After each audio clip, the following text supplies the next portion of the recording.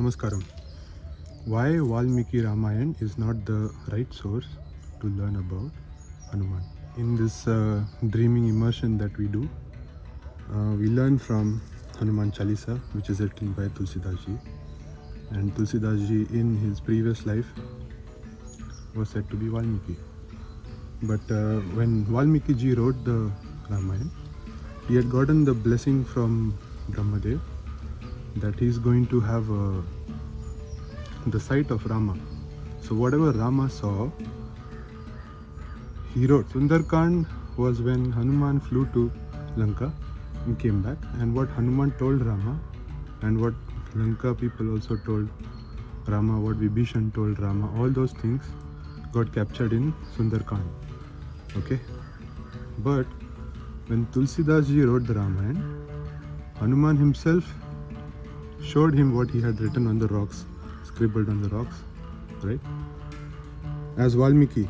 And then when he wrote the Tulsi Ramayan, which is Ramcharitmanas, it is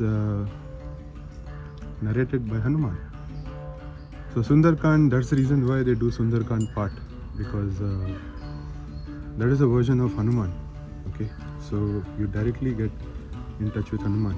I'm not saying Valmiki Ramayan is not the right scriptural source, but if you really read the Valmiki Ramayan, it's a very short version, but actually the Ramayan that was compiled by Valmiki Maharishi was huge. Okay, 1/6 of that will be the Ramayan that people read.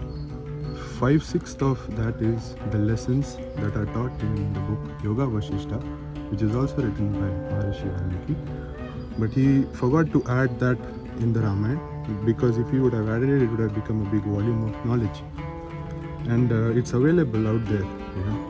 I really recommend reading Yoga Vashishta for everyone who is undergoing problems with the mind, because we live in this urban captivity where we are surrounded by boxes and cages and radiations and attacking force fields that we have experienced as a civilization for such a long time.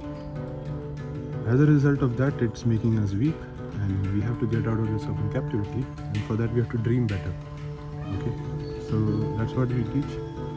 You're able to balance the environment, the energy environment around you, because of the protective grace of Hanuman.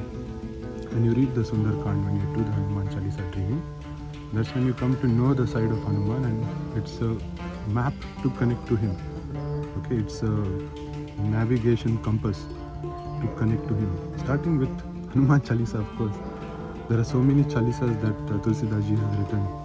Okay, if just one is so powerful, imagine the works of this great Vedic scholar who also taught a lot of things, right?